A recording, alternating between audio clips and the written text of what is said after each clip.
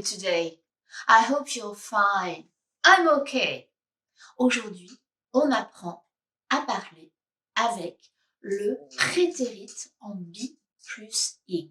Et on va voir qu'il complète parfaitement le prétérit qu'on connaît déjà et qu'on appelle le prétérit simple. Alors commençons à parler de ce prétérit simple. C'est le prétérit donc qu'on forme en mettant ed à nos verbes ou alors que tu connais, j'en suis sûre, par cœur puisque tu l'as pour les verbes irréguliers dans toute la liste que tu as dû apprendre. Ce prétérit donc simple, il va te servir à parler d'actions, bien sûr dans le passé, qui se sont produites à un moment très ponctuel, comme ça, d'une fois. Donc, un exemple, si tu veux dire que tu as regardé un film hier.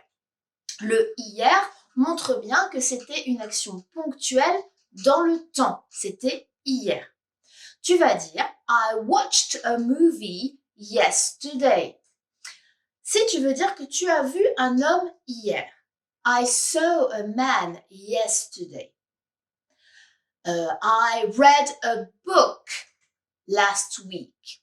Voilà, donc des actions ponctuelles qui se posent comme ça à un moment du temps. Et le prétérit en be plus ing alors, à quoi sert-il? Eh bien, ce prétérit en be plus ing, tu pourrais, dans ta tête, le traduire par « j'étais en train de ». Ça veut dire que c'est une action qui s'est étalée dans le passé. Par rapport à notre histoire de Sherlock Holmes et de détective et de choses de crime, etc., c'est très intéressant puisque, par exemple, c'était « j'étais en train de faire quelque chose quand, soudain, j'ai été interrompue ». Donc, ce « j'étais en train de », on dit qu'il plante le décor. Tu dessines un paysage avant d'avoir une action, donc rappelle-toi, ponctuelle, comme si tu étais interrompu dans ce décor que tu as planté. Souvent, on va l'introduire par while, pendant que j'étais en train de. Donc, exemple, while I was shopping yesterday, I saw a man. He looked suspicious. While I was doing the washing up, the bell rang.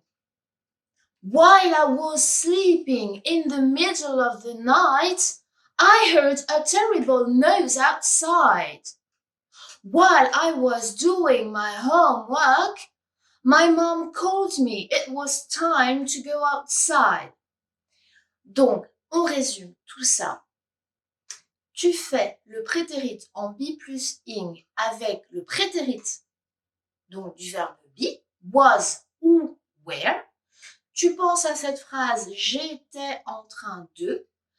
Le verbe principal de ta phrase, eh bien, tu vas lui rajouter « ing » et tu plantes le décor. Tu fais quelque chose de beaucoup plus allongé dans le temps que le prétérit qui vient interrompre ce que tu étais en train de faire. Voilà, à toi maintenant, par exemple, dans l'optique d'écrire un témoignage à la police, de te souvenir de la formation et de l'emploi de ce prétérit en be plus ing. À toi de jouer. Bye! Dr. Watson was examining the body when Holmes arrived. Lestrade was running after the suspect when Holmes found him. Holmes was walking near the crime scene when he found a gun.